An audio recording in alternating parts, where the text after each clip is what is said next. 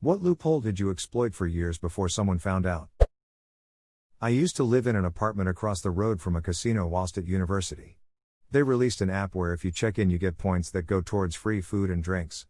Because I was close enough to the casino I could just check in without going to the casino itself. Every Saturday I used to get a free burger, fries and drink and watch sport in the sports bar. They eventually scrapped the app. It was awesome considering I was a broke uni student. I had a somewhat similar one. I worked in a renovated office building that had casino on first floor. Every month they would send me a promo pack that included 5 $20 free plays. So periodically I'd go to lunch, put the $20 down on roulette red black, and if I won take the $20 and leave. Went on for around a year before they stopped sending me coupons. Good work, indeed. This was a while back and I totally forgot to add there was always 4 free buffets included as well, 1 week. So on a random day each week after work I'd grab a very nice buffet for dinner as well. Was quite a racket while it lasted. Was living near attending our local university.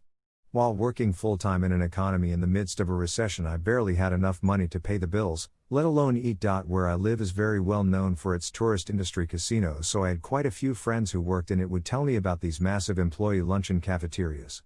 At that time there were no ID cards or lanyards to be scanned or checked, all you needed was to find it, be dressed appropriately to the employer's dress code. After my friend I did a dry run on one of those trips, in order for me to find it without getting lost I would go it alone.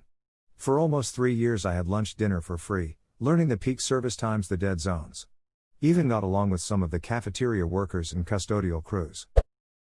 Circa late 80s. You could make a long distance collect call from a pay phone, and charge it to a private number. The operator would call the other number to confirm. We'd ask the operator to call the number of another pay phone nearby, and have a friend authorize the call. Free long distance for almost a year. In the 1970s my dorm had 1 pay phone.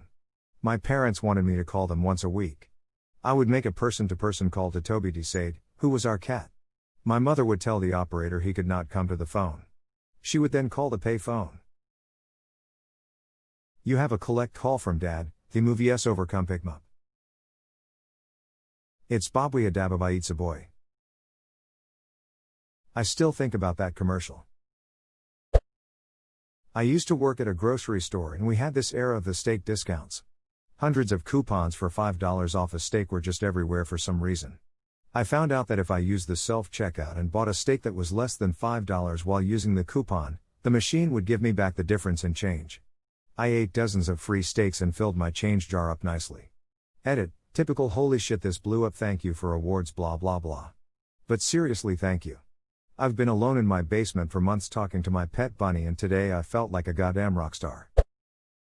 At my current apartment complex, they just changed the laundry machine so you need to use this super shitty slow app.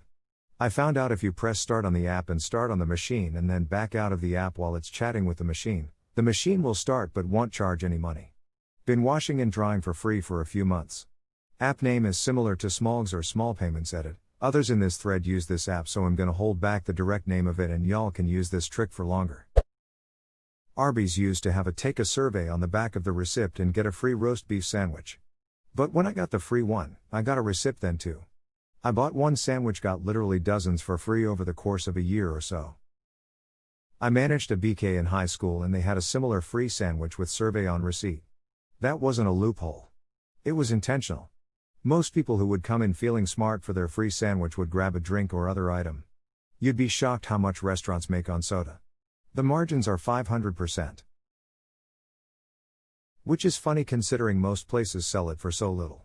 To put perspective into how cheap soda is, for many, don't know enough to say most, restaurants, the cup costs more than the soda inside it. The reason people are trained to believe that $2 is a justifiable price for a soda fountain drink is because that's what a similar sized drink would cost, bottled, in a store. It's kinda a brilliant move by the restaurant industry. People forget that fountains use dense syrup that is shipped in bulk on the cheap and carbonated using a local water hookup, avoiding the expensive, and horribly inefficient, system of shipping large stores of liquid product around. People scoff at the idea of spending $60 to $100 on a home carbonation setup. But a single bottle of syrup will save you more than that much in comparison by the time it's empty. Local casino issued a $20 free play coupon in the newspaper with no expiration date. I talked to the newspaper delivery guy and asked him about that copy, and he told me he's got hundreds of them in the van as they were a few days old now. I got all of them, clipped out the coupons and proceeded to make $19.50 every day after work for around 500 or so days. Not quite years, but pretty damn close. The casino never printed a coupon without expiration 1 per customer rules ever since. Explain the 50 cents to someone who has never been to a casino. It was a free play coupon, so I guess you had to play at least one game.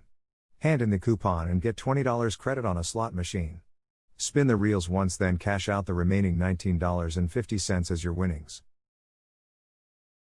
That 50C is totally worth it since it was likely untaxed anyway.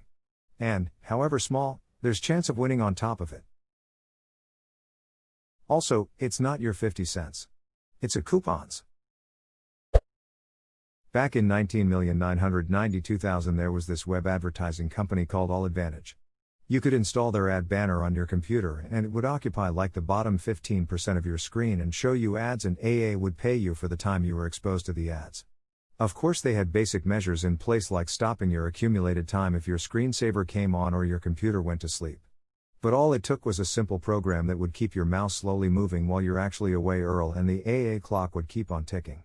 Not sure if keeping it running at all times I was away ended up being cost effective in regards to cost of electricity, but I was a teenager living with my parents so I didn't care about that. I think I pulled maybe $500 or so before the company went under.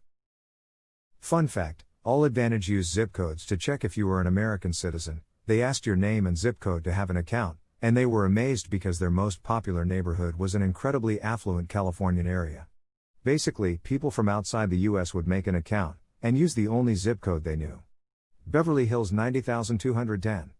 From the TV show of the same name. As a Canadian, I have most certainly used 90,210 for some sign up or another, and I never even watched the show LOL. The thing we clocked in on when I worked at Kmart would round to the closest quarter hour. So by clocking in 8 minutes early, and clocking out 8 minutes after my shift, I got paid for 30 minutes rather than for the 16 minutes. By exploiting this, I was paid 2.5 hours of overtime a week. Cumulatively, during my time there, this added up to about 6.5 weeks of extra pay. I wasn't ever caught, though. Edit, actually, since it was all overtime, it was closer to 10 weeks of regular pay. So you're the reason Kmart closed, and we don't have Rosie O'Donnell commercials anymore. Thank you. You're welcome.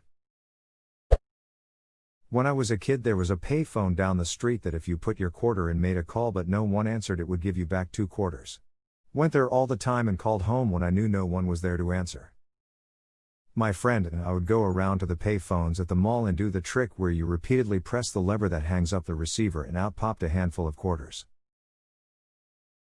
My friends would just hit it until it released all the coins.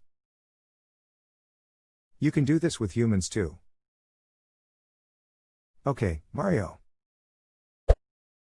Worked out how to get the jackpot every time on a Connect 4 fruit machine in a pub I used to drink in. It would cost about 5 to 10 before you'd get into the bonus round, then when you did, you'd play a Connect 4 game against the machine. You place the first counter, and then after the machine places the next counter, you mirror the machine's move. Every game ends in a draw, and you win the jackpot, which was 50. The pub landlord removed the machine after around 3 months as it was regularly empty, basically paid for my drinking and more for 3 months. Those machines normally operate on profit share with the machine owner, so it makes sense it was removed. Used to work at Starbucks like 7 years ago, and they used to print these receipts where if you filled out a survey it would give you a 6-digit code which you could then exchange for a free drink. However, when you gave in the receipt with the code we would just toss it in the garbage and then give the free drink. So over a shift I would just keep all the survey receipts when people didn't want them, write random numbers on them, then keep a wallet full of free coffee. Since I already got tons of free drinks, I would give them to homeless people and explain it was good for a free coffee. Probably gave away like 100 free drinks. This is the most chaotic good thing I've heard today.